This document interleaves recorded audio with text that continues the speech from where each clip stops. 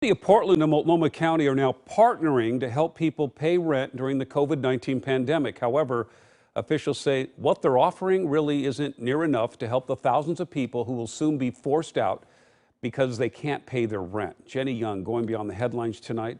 So, Jenny, what are officials saying is going to take to solve this?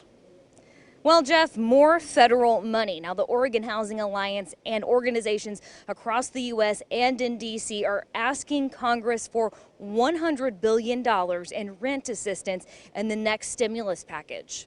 $3.6 billion.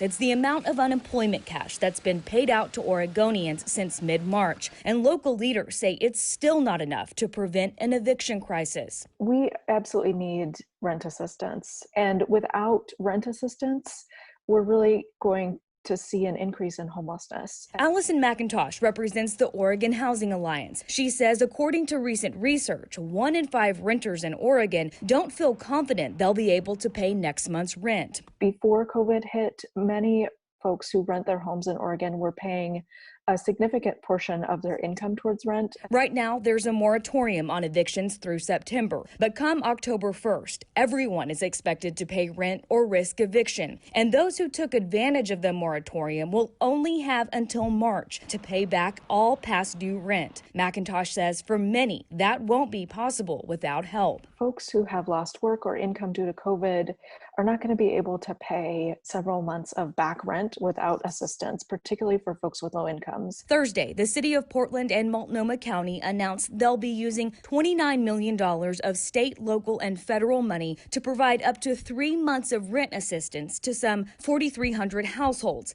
However, leaders say more than 21,000 households across Portland and Multnomah County are unable to pay rent in a given month. With that reality, state and local leaders say Congress must include sufficient rent assistance in the next stimulus package. We all really need to think about the long-term consequences of this failure to act if we're not able to secure this level of rent assistance. Well, lawmakers in D.C. still hashing it out what's going to be in that next stimulus package.